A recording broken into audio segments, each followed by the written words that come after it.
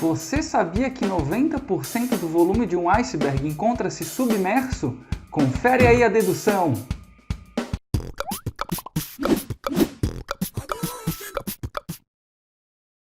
Vamos considerar no nosso problema que nós temos um recipiente com água e um bloco de gelo de massa m. Esse bloco de gelo está parado nessa água, está flutuando. Como a gente sabe do nosso senso comum, você coloca um bloco de gelo dentro da água e ele fica ali paradinho, flutuando.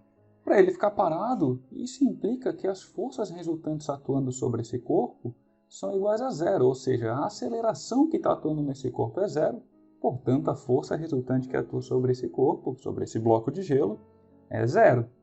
Bom, então quais são as forças que estão atuando nesse corpo para que ele se mantenha parado? A primeira é fácil.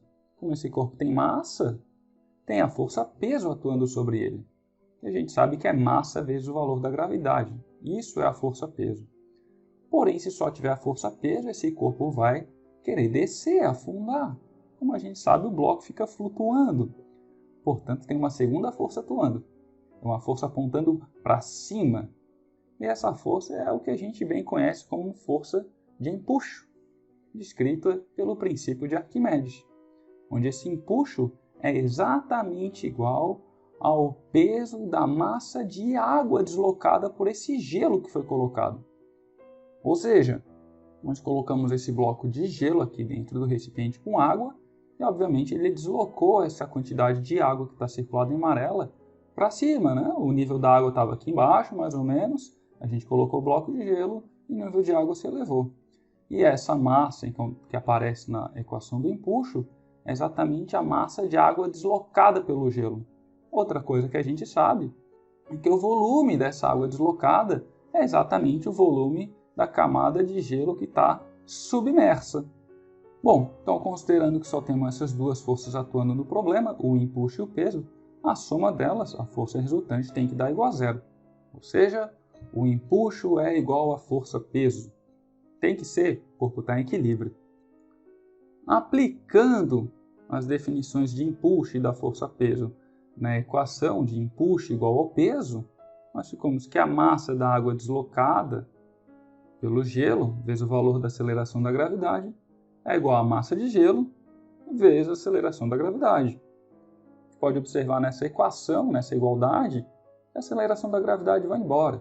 A gente fica que a massa deslocada de água, que é exatamente, tem relação com o volume de gelo que está submerso, é igual à massa total do gelo. Se a gente lembrar do conceito de densidade, densidade é igual a massa sobre o volume. Então eu posso escrever essas massas que aparecem na equação em função das densidades do meio, ou seja, da densidade da água e da densidade do gelo, em função dos volumes. De tal maneira que a massa então vai ser igual a densidade vezes o volume. Aplicando essa condição da massa tanto para a massa de água deslocada quanto para a massa de gelo, a gente fica com a equação da seguinte maneira. A massa de água é exatamente a densidade da água vezes o volume da água deslocada. E está circulado por esses quadradinhos amarelos, que são exatamente igual ao volume do gelo que está submerso.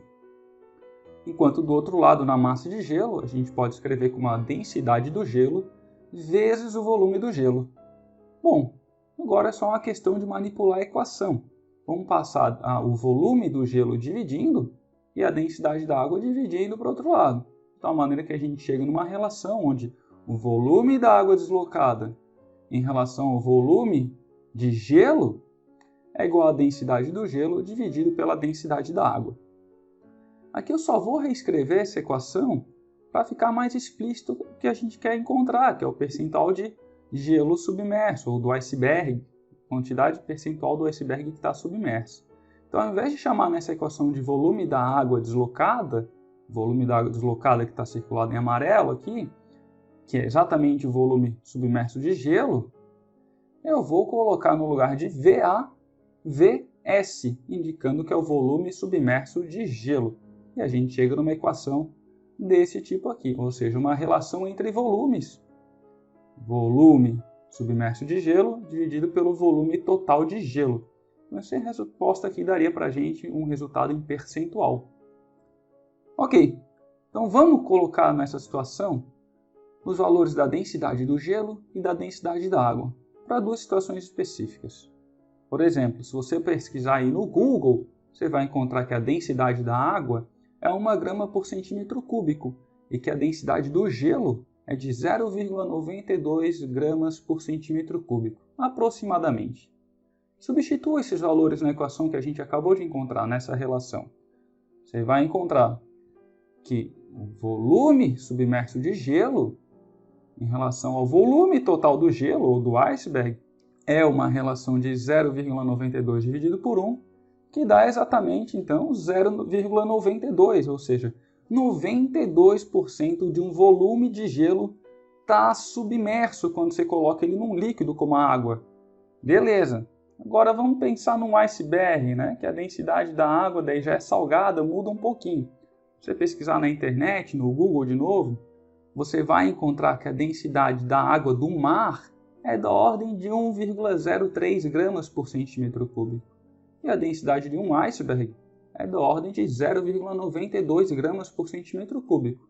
Se você substitui esses valores de densidade na relação que nós encontramos, você vai encontrar que o volume submerso de gelo, em relação ao volume total do gelo, é exatamente de 89,3%.